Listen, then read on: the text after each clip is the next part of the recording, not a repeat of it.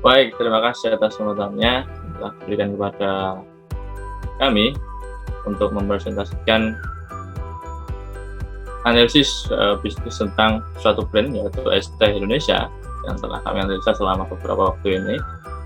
Seperti yang kita ketahui, Es Teh Indonesia merupakan suatu brand yang cukup baru, bisa dibilang cukup baru, baru-baru akhir tahun ataupun awal tahun 2021 ini dia muncul menjadi sebuah brand es teh yang cukup besar. Biasanya yang muncul adalah branding kopi, maka yang satu ini adalah teh. Jadi cukup menarik memang, dan sekarang ini sudah banyak muncul di banyak kota-kota besar di Indonesia dan banyak pula digandrungi oleh anak muda. Nah, oleh karena itu saya meminta sebagai pembuka untuk teman-teman nanti bisa memperhatikan bagaimana presentasi terkait analisis bisnis yang dilakukan oleh anggota kelompok kami. Sebelum kami memulai presentasi pada hari ini, izinkan kami atau izinkan saya untuk memperkenalkan satu persatu anggota kelompok kami. Yang pertama ada Ermaya Harni Satya Rini, kemudian Muhammad Alif Jaya, Aisyah Sukma Syahriati, Maisin Diabelia, kemudian saya sendiri, Nusar Malputra, Rojmalia Darmawanti, kemudian ada Barbara Elisa Odang, mohon maaf, beliau adalah ketua kelompok kami, kemudian yang terakhir adalah Salsabila Nurnanda A. Oleh karena itu, sekali lagi saya mengingatkan agar teman-teman dan juga Bapak Ibu yang melihat presentasi ini untuk bisa memperhatikan presentasi terkait analisa bisnis brand Es Teh Indonesia. Terima kasih, silakan dilanjutkan oleh rekan-rekan saya.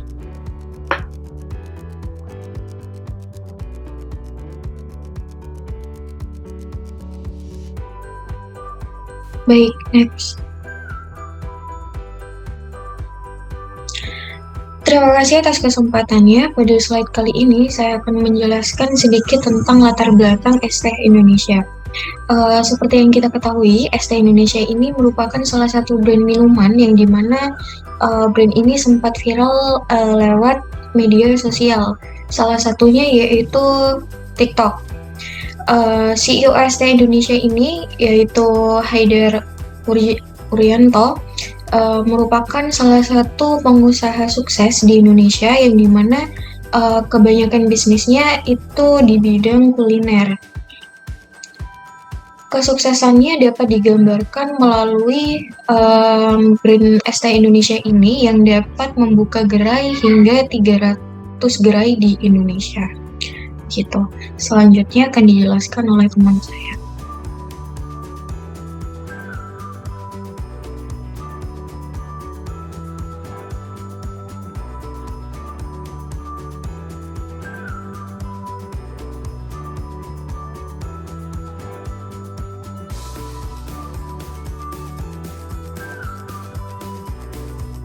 Terima kasih atas kesempatannya. Di sini saya akan mempresentasikan kelebihan Es Teh Indonesia.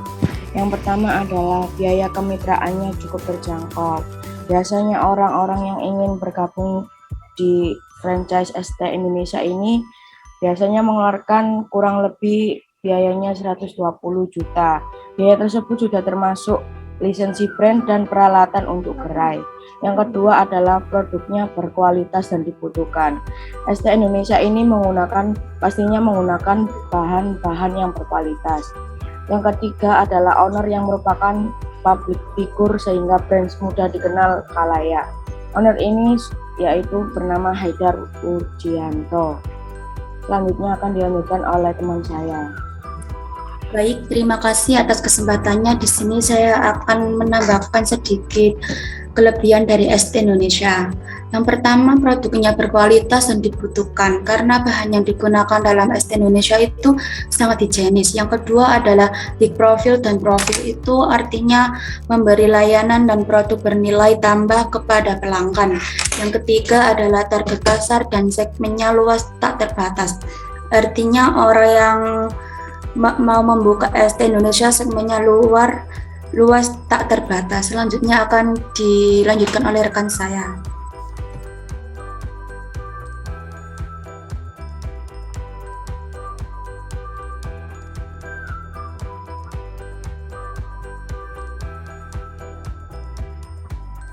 Berikut saya akan menjelaskan tentang kekurangan Es Teh Indonesia.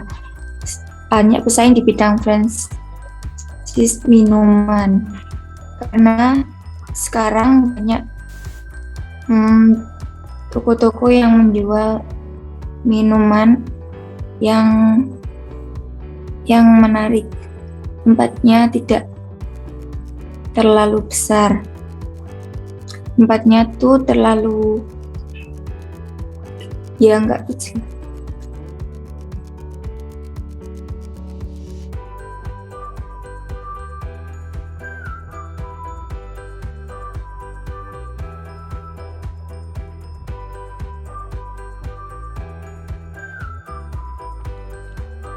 Baik, selanjutnya saya akan menjelaskan tentang peluang.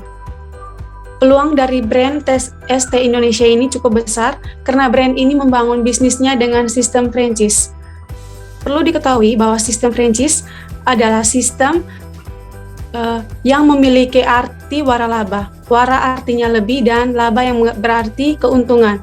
Jadi di sini pemilik usaha mendapatkan keuntungan dari bisnis ini. Dengan sistem waralaba ini, pemilik modal tidak perlu membangun merek dan sistem kerja bisnis dari awal. Selain itu, brand ST Indonesia ini hadir di tengah wabah COVID Corona, yaitu COVID-19, dan menyajikan berbagai macam rasa dan kualitas dari ST Indonesia tersebut. Dan perlu diketahui juga, ST Indonesia ini dibuat berdasarkan daya tarik konsumen yang begitu besar di Indonesia. Karena banyaknya konsumen yang menyukai teh, maka dari itu pemilik usaha membuat ini sebagai peluang dari bisnis tersebut. Terima kasih.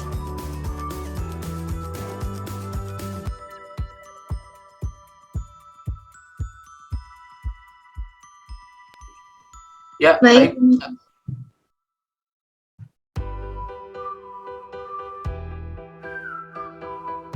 Ya, ini mungkin bisa dilanjutkan oleh Firman. Ya, baik. Terima kasih atas kesempatannya. Saya akan melanjutkan presentasi dari teman saya, dari rekan saya. Maaf. Nah, jadi sebelumnya apakah suara terdengar? Dengar. Bu. Dengar ya. Ya. Oke, baik. Jadi di sini saya akan menjelaskan tentang tantangan untuk dalam usaha ST ini. Ya, jadi setiap usaha itu pasti ada tantangan. Tantangan itu bisa berupa iklim atau dan bahkan tantangan program kerja seperti itu, tantangan cara berusaha dan lain sebagainya. Di sini antara lain yaitu penyajian dibutuhkan ketelitian. Jadi seorang penyajian usaha atau entrepreneur itu seharusnya bisa memuaskan konsumen dengan menyajikan yang dibutuhkan oleh konsumen, ya, dengan ketelitian. Ketelitian itu maksudnya harus teliti dan fokus dalam pekerjaannya supaya tidak terdapat kekeliruan. Dan yang kedua yaitu pengemasan, ya. Pengemasan itu juga mempengaruhi apa yang konsumen menilai. Jadi orang menilai usaha kita itu seperti apa dan selayak apa untuk membangun suatu usaha. Jadi jika kita mengemas suatu minuman itu salah satunya yaitu kemasannya harus steril dan tidak boleh terdapat kotoran sedikit pun, karena itu juga berbahaya bagi kesehatan konsumen. Karena kita menyajikan konsumen, we serve to customer. Jadi kurang lebih kita harus bisa memuaskan konsumen seperti itu. Dan yaitu masalah tempat untuk menjalankan usaha itu sebenarnya bisa dibilang tidaklah mudah, karena memang beberapa tempat itu ada yang juga tempatnya dipakai buat usaha lain. Jadi tempat-tempat seperti di dalam mall dan di pasar itu bisa dibilang tempat yang populasi pengunjungnya itu lebih banyak. Jadi atau mungkin daya tarik pengunjungnya itu lebih banyak di mall, karena kan kalau setiap kita di mall itu banyak sekali pengunjung yang datang, dan bahkan mungkin kehausan terus mampir ke tempat usaha kita yaitu ST. bisa membeli minuman di situ, dan atau di pasar. Di pasar itu adalah memang tempat orang memperniagakan atau tempat usaha misalnya ada di pasar. Mungkin sekian dari saya, bisa dilanjutkan dengan rekan saya.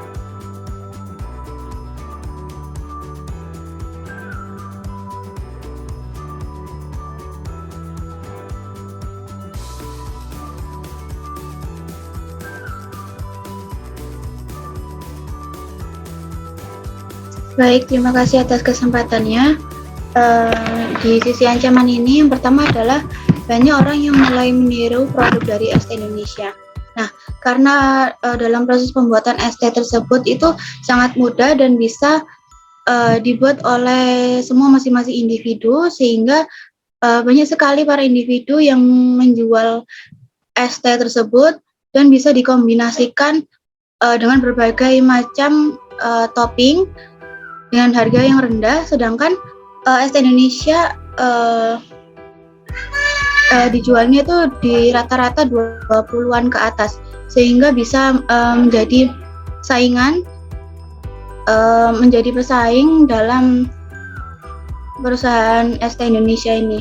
Kemudian yang kedua adalah kondisi musim dan cuaca. Nah, ketika musim hujan,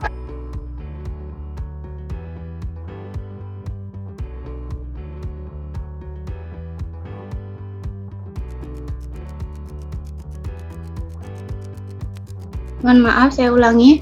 Yang kedua adalah kondisi cuaca.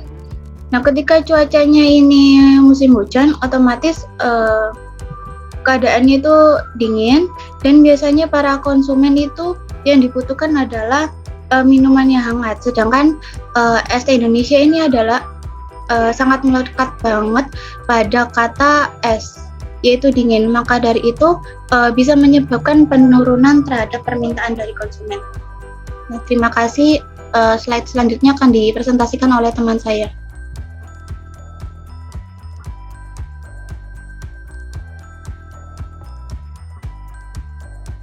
Baik, terima kasih teman-teman. Mungkin Bung Firman, aku minta untuk bisa ke slide yang tentang peluang. Ingin menambahkan sedikit apa yang telah dijelaskan oleh Herisa tadi.